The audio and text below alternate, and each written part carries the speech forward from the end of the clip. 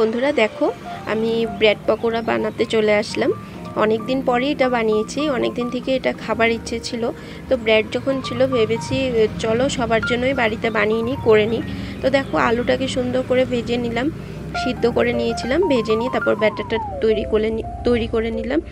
তো ব্যাটারটা তৈরি করে তোমার এখানে যা যা দিতে হয়, একটু গুঁড়ো লঙ্কা, কাঁচা লঙ্কা, ধনেপাতা কুচি, একটু নুন, সব কিছু দিয়েছি, একটু সামান্য গরম মশলা, চাট মশলা সব দিয়ে সুন্দর করে ব্যাটারটা তৈরি করে নিয়ে তারপর দেখো ব্রেডগুলিকে মাঝখান দিয়ে কেটে নিলাম।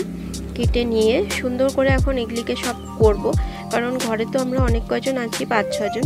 তো বানাতে তো একটু টাইম লাগবে, তার জন্য দেখো বানানো তৈরিও করে দিয়েছি।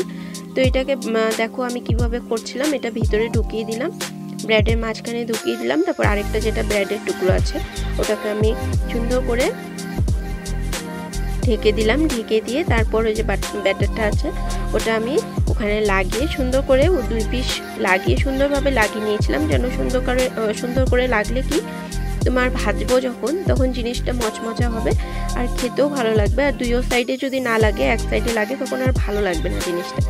তো তার জন্য দেখো আমি রিফাইন অয়েল দিয়ে করেছি এটা। তো আমি সুন্দর করে নিয়ে এই যে দেখো তারপর এই যে বানাচ্ছি, ঘরে সবার জন্য বানাবো তো একটু বেশি করেই বানিয়েছিলাম। আর সত্যি বলতে ব্রেডটা ভীষণ বড় বড় ছিল সাইজের, অনেক বড় সাইজের ব্রেড ছিল। তোমরা তো দেখে বুঝতেই পারছো কত বড় সাইজের এটা ব্রেড। তো তার জন্য অনেকটা বড়ই হয়ে যাচ্ছিল, একটা খেলেই সত্যি কথা বলতে পেট ভরে যাচ্ছিল সবারই। তবুও দুটো করে আমি দেওয়ার চেষ্টা করলাম, একটা আর কি দিব, দুটো করে দিলেই ভালো লাগে। তো তার জন্য দুটো করেই করলাম, সবার জন্যই করেছি। আমার ননদও আসছে, তো ননদের জন্য, ননদ আর বেশি খায়নি, শুধু একটাই খেয়েছে। তো অনেক দিন পর আমি এই রেসিপিটা করলাম, ব্রেড পকোড়া।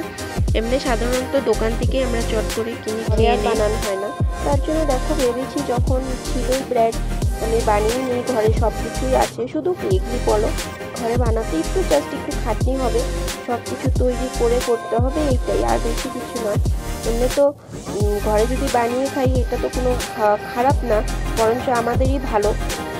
তো তারপর দেখো যখন খাবো চা তো মাস্ট, চা তো করতেই হবে, তো চাই সকলের জন্য চা করলাম। আর আমার হাজব্যান্ড ওই গ্লাসে করেই খায় সবসময় চা। আর দেখো আমরা 4 জনের জন্য চা করে নিলাম আর সবাইকে দুটো করে ব্রেড পকোড়া সার্ভ করলাম।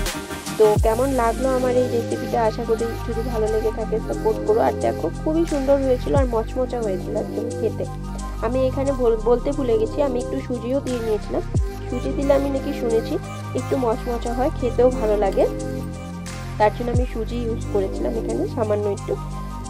আর যদি ভালো লেগে থাকে প্লিজ সাবস্ক্রাইব করো, পাশে দেখো, ভালোবাসা দিও। এখনের জন্য